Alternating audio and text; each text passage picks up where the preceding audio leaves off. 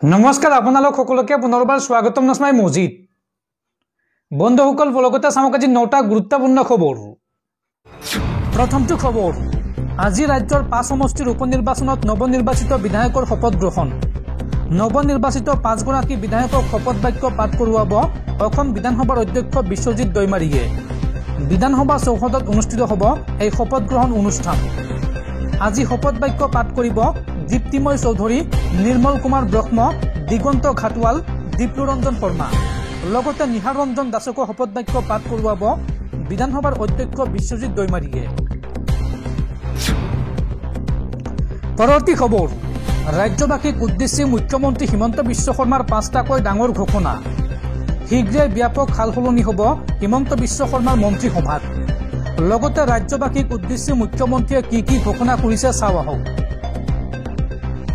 5টাকৈ ডাঙৰ ঘোষণা মুখ্যমন্ত্ৰী ডক্টৰ হিমন্ত বিশ্ব শৰ্মাৰ শীঘ্ৰে ব্যাপক সালসলনি হ'ব হিমন্ত বিশ্ব শৰ্মাৰ মন্ত্ৰীসভাত 2ৰ পৰা 3 গৰাকী বিধায়কে হিমন্ত বিশ্ব শৰ্মাৰ মন্ত্ৰীসভাত স্থান লাভ কৰাৰ সম্ভাৱনা আছে বৰাকৰ পৰা এজন মন্ত্ৰী লোৱাৰ কথা ক'লে মুখ্যমন্ত্ৰী হিমন্ত বিশ্ব শৰ্মাই আৰু চতুৰ্থ বৰ্গৰ নিযুক্তিক লৈ মুখ্যমন্ত্ৰী হিমন্ত বিশ্ব শৰ্মাৰ বৃহৎ ঘোষণা বিদ্যালয়ৰ অধ্যক্ষ এতিয়াৰ পৰা নিযুক্তি দিব পাৰিব চতুৰ্থ বৰ্গৰ কৰ্মচাৰী অসম চৰকাৰে চতুৰ্থ বৰ্গৰ কৰ্মচাৰীক নিযুক্তি নিদিয়ে বিদ্যালয় বা মহাবিদ্যালয়ত আৰু 2026ৰ পিছত বিদ্যালয় কলেজ হাস্পতালত অধ্যক্ষই চতুৰ্থ বৰ্গৰ কৰ্মচাৰী নিযুক্তি দিব এই মন্তব্য কৰে হিমন্ত বিশ্ব শৰ্মাই স্থানীয় যুৱক যুৱতীয়ে যাতে এই সুযোগ পায় তাৰ বাবে এই ব্যৱস্থা গ্ৰহণ কৰা হ'ব আৰু অহা 2025ৰ জুলাই মাহত সম্পূৰ্ণ হ'ব গুৱাহাটী আৰু উত্তৰ গুৱাহাটী সংযোগী দলঙৰ কাম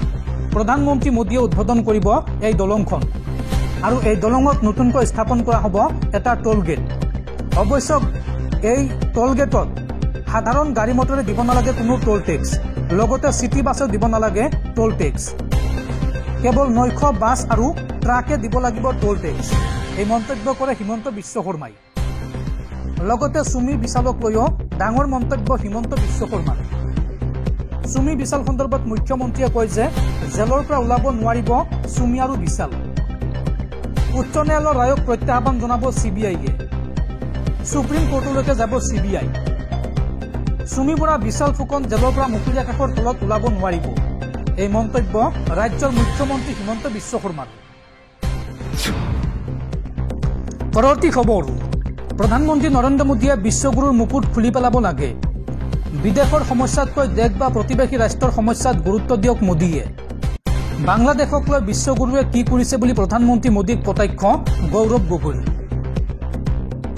প্ৰধানমন্ত্ৰী নৰেন্দ্ৰ মোদীয়ে বিশ্বগুৰুৰ মুকুট খুলি পেলাব লাগে বিদেশৰ সমস্যাতকৈ দেশ বা প্ৰতিবেশী ৰাষ্ট্ৰৰ সমস্যাত গুৰুত্ব দিয়ক মোদীয়ে ৰাছিয়া ইউক্ৰেইন ইজৰাইল পেলেষ্টাইনৰ যুদ্ধতহে গুৰুত্ব দিয়ে প্ৰধানমন্ত্ৰী মোদীয়ে কিন্তু বাংলাদেশত সংখ্যালঘুৰ ওপৰত হোৱা অত্যাচাৰ ৰোধিব পৰা নাই প্ৰতিবেশী ৰাষ্ট্ৰৰ ক্ষেত্ৰত নীৰৱ ভূমিকা হ'লে বিশ্বগুৰু হোৱাৰ যুক্তি ক'ত প্ৰতিবেশী ৰাষ্ট্ৰৰ সমস্যা সমাধানৰ কিয় অলপো চেষ্টা নকৰে কেন্দ্ৰীয় চৰকাৰে মোদীৰ বৈদেশিক নীতি কেৱল পুঁজিপুতিৰ লাভালাভৰ বাবেহে ওচৰ চুবুৰীয়া ৰাষ্ট্ৰৰ সৈতে সুসম্পৰ্ক ৰক্ষা কৰি চলাত ব্যৰ্থ হৈছে প্ৰধানমন্ত্ৰী মোদী বাংলাদেশক লৈ বিশ্বগুৰুৱে কি কৰিছে বুলি প্ৰধানমন্ত্ৰী মোদীক কটাক্ষ গৌৰৱ গগৈ দৰ্শকসকল আৰু বহুতো গুৰুত্বপূৰ্ণ খবৰ আছে তাৰ আগতে আপোনাক জনাও যে যদি আপুনি এতিয়ালৈকে এইটো ভিডিঅ'ত লাইক কৰা নাই তেন্তে এতিয়াই ভিডিঅ'টোত লাইক কৰি দিয়ক আৰু এনেকুৱা ধৰণৰ ভিডিঅ'সমূহ নিতৌ চাবলৈ চেনেলটো ছাবস্ক্ৰাইব কৰি কাষত থকা বেল আইকনটো প্ৰেছ কৰি ৰাখক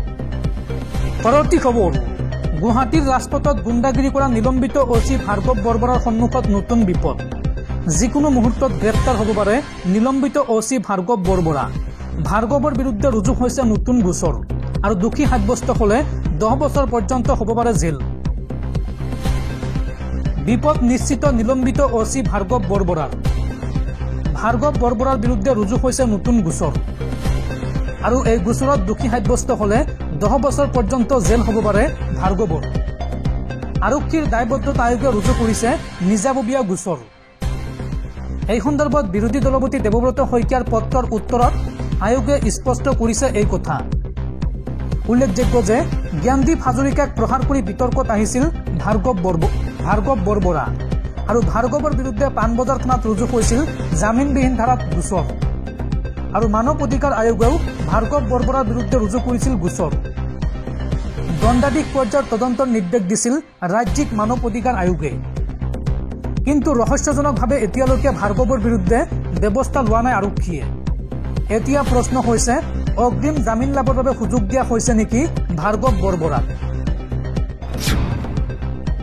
পৰৱৰ্তী খবৰ 2026 বিধানসভা নিৰ্বাচনত অসমৰ সংখ্যালঘু সমষ্টিক লৈ চিৰিয়াছ হ'ব বিজেপি দল। চামগুৰি সমষ্টি দখলৰ পিছত মুখ্যমন্ত্ৰীৰ মুখত আন কেইবাটাও সংখ্যালঘু সমষ্টি। মুখ্যমন্ত্ৰীৰ দাবী চৰকাৰৰ সকলো আঁচনি পাইছে সংখ্যালঘু লোকে আৰু জোৰদাৰ গতিত প্ৰচাৰ চলালেই জয়ী হ'ব বিজেপি। গতিকে সংখ্যালঘু সমষ্টিত বিজেপিয়ে দিব প্ৰাৰ্থিত্ব। 2026 সংখ্যালঘু সমষ্টিক লৈ চিৰিয়াছ হ'ব বিজেপি। চামগুৰি সমষ্টিৰ জয়ৰ পিছত নতুন লক্ষ্যৰে সাজু হৈছে বিজেপি। সংখ্যালঘু ভোটাৰক আকৰ্ষণৰ বাবে বিজেপিৰ নতুন ৰণনীতি। এটাৰ পিছত এটাকৈ সংখ্যালঘু সমষ্টিত বিজেপিৰ নজৰ। সংখ্যালঘুৰ দখলত থকা সমষ্টিত জোৰদাৰ প্ৰচাৰ চলাব বিজেপিয়ে। কোন কোন সংখ্যালঘু সমষ্টিত বিজেপিয়ে খেলিব নিৰ্বাচন সেই কথা ঘোষণা কৰিলে মুখ্যমন্ত্ৰীয়ে। 2026 নিৰ্বাচনত বিজেপিয়ে প্ৰাৰ্থিত্ব দিব ৰূপহী, চামগুৰি, লাহৰীঘাট, পূব গোৱালপাৰাত বিজেপিয়ে দিব প্ৰাৰ্থিত্ব। লগতে উত্তৰ কৰিমগঞ্জ, দক্ষিণ কৰিমগঞ্জতো নিৰ্বাচন খেলিব বিজেপিয়ে। বিগত লোকসভা নিৰ্বাচনত প্ৰতিটো সংখ্যালঘু সমষ্টিত 30ৰ পৰা 40,000 ভোট পাইছো। কাৰণ সংখ্যাগুৰুৱে পোৱা সকলো সুবিধা সংখ্যালঘুকো দিছে চৰকাৰে। এই মন্তব্য ৰাজ্যৰ মুখ্যমন্ত্ৰী হিমন্ত বিশ্ব শৰ্মাৰ। পৰৱৰ্তী খবৰ পুনৰ ঝাৰখণ্ডৰ মুখ্যমন্ত্ৰী হিচাপে শপত গ্ৰহণ কৰিলে JMMৰ নেতা হেমন্ত সোৰেনে। বৃহস্পতিবাৰে ঝাৰখণ্ডৰ 4ৰ্থ মুখ্যমন্ত্ৰীৰূপে শপত ল'লে হেমন্ত সোৰেনে আৰু এই শপত গ্ৰহণ অনুষ্ঠানত উপস্থিত থাকে বিৰোধী ইণ্ডিয়া গোটৰ শীৰ্ষ নেতৃত্ব। পৰৱৰ্তী খবৰ মুছলমানৰ অধিকাৰ আৰু সম্পত্তি শেষ কৰিব বিচাৰিছে এইখন চৰকাৰে। ৱাকফ সংশোধনী বিল আমি মানি নলওঁ। হিন্দুৰ বহুত সম্পত্তি আছে, কিন্তু মুছলমানৰ সম্পত্তিতহে কেৱল চৰকাৰৰ চকু।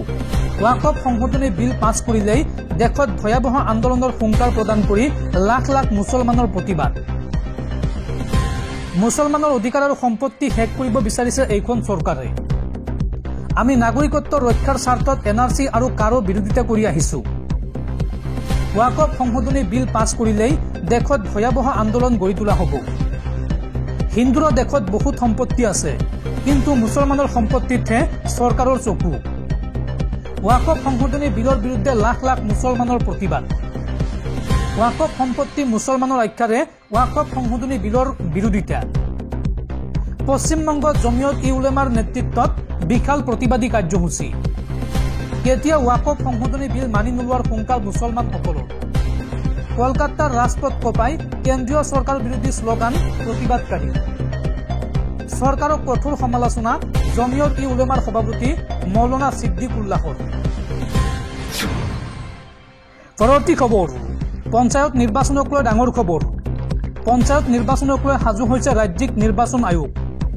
2025 ফেব্ৰুৱাৰী প্ৰথম সপ্তাহতে অনুষ্ঠিত হ'ব অসমত পঞ্চায়ত নিৰ্বাচন। ফেব্ৰুৱাৰীত অনুষ্ঠিত হ'ব পঞ্চায়ত নিৰ্বাচন। এই পঞ্চায়ত নিৰ্বাচনক লৈ ৰাজ্যিক নিৰ্বাচন আয়োগৰ লাগিছে তৎপৰতা।